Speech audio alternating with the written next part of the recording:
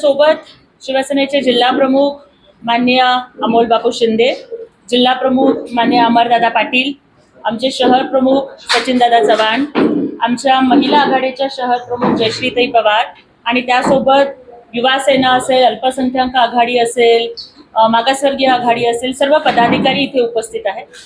आज आपल्या सर्व पत्रकार बांधवांच्या माध्यमातून आम्हाला हे जाहीर करायला आनंद होतोय की सोलापूर महानगरपालिका निवडणुकांच्यासाठी शिवसेना पूर्ण ताकदीनं लढण्यासाठी सज्ज झालेली आहे। समस्त शिवसैनिकांच्या मध्ये अत्यंत उत्साहाचं आणि अत्यंत आनंदाचं असं वातावरण आहे आणि उद्या 15 तारखेपासून म्हणजे उद्या सोमवार आहे, सोलापूरचं ग्रामदैवत शिवयोगी सिद्धरामेश्वरांना वंदन करून शिवसेना महानगरपालिकेच्या निवडणुकांच्यासाठी फॉर्म भरण्याची प्रक्रिया आम्ही उद्यापासून सुरू करत आहोत।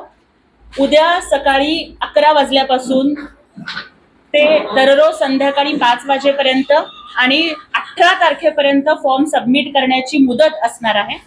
हे सगळे जे इच्छुकांचे फॉर्म आहेत ते फॉर्म इथे माननीय अमोल बापू शिंदे यांच्या शिवसेना कार्यालयामध्ये स्वीकारले जाणार आहेत आणि त्यामुळे आम्हाला नक्कीच विश्वास वाटतोय की ज्या पद्धतीनं लोकसभेच्या निवडणुकांच्या मध्ये संपूर्ण महायुतीमध्ये सुद्धा शिवसेनेचा स्ट्राईक रेट हा अत्यंत उत्तम राहिला। माननीय तत्कालीन मुख्यमंत्री आणि विद्यमान उपमुख्यमंत्री एकनाथजी शिंदे साहेबांच्या नेतृत्वाखाली विधानसभेच्या निवडणुकांच्या मध्ये तर लाडक्या बहिणींनी इतिहास घडवला आणि महाराष्ट्राच्या इतिहासात कधी मिळालं नव्हतं एवढी थम्पिंग मेजॉरिटी आली।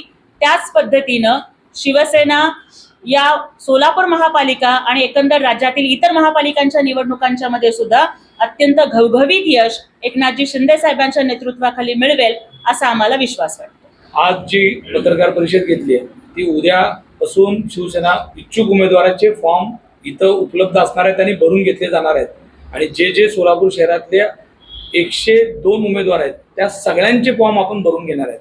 आम्ही थोडीच महायुती म्हणून आज नाही तर पूर्ण तयारी तर पूर्ण करतोय, पण आमचा आग्रह युती म्हणून लढण्याचा आहे असं म्हणतोय। याचं कारण असं आहे कारण लोकसभेमध्ये शिवसैनिकांनी शिवसैनिक म्हणून भारतीय जनता पार्टीच्या उमेदवाराचं इमानदारीनं काम आम्ही लोकसभेत केलेलं आहे।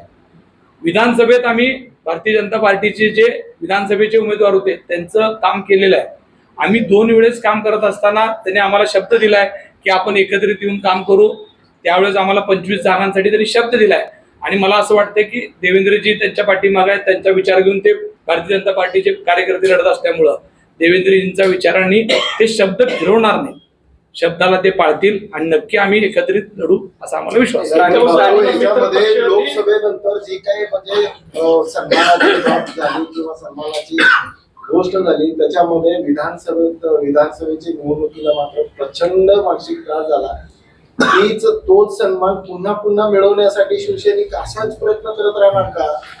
मी तुम्हाला तेच सांगितलं की त्यावेळेस लोकसभेमध्ये भारतीय जनता पार्टीची जागा होती, आम्ही काम केलं तेव्हा आणि लोकसभेला ज्या पद्धतीनं तुम्ही प्रामाणिकपणे काम केलात विधानसभेला प्रामाणिकपणे काम केल्याची पावती मिळावी, तो सन्मान मिळावा याच्यासाठी जे प्रयत्न केले तो तुम्हाला मिळाला नाही। विधानसभेच्या वेळेसच आम्हाला पालिकेमध्ये सन्मानाची वागणूक मिळाली नाही तरची भूमिका काय? लोकसभेमध्ये आम्ही कुठंच जागेच्या संदर्भात चर्चा आली नव्हती, विधानसभेच्या वेळेसच चर्चा आली की आपल्याला जागा मिळाव्यात यासाठी आम्ही आग्रही होतो।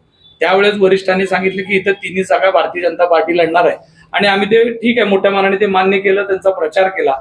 तुम्हाला सगळ्याला माहित आहे की त्यांच्या यशामध्ये आदरणीय शिंदे साहेबांचा चेहरा आणि शिवसैनिकांची मदत या जोरावरतीच भारतीय जनता पार्टीच्या आमदारांचं यश झालेलं आहे, हे तेही नाकारत नाहीत आणि आपला शिवसैनिक सुद्धा त्यासाठी पळालेला आहे।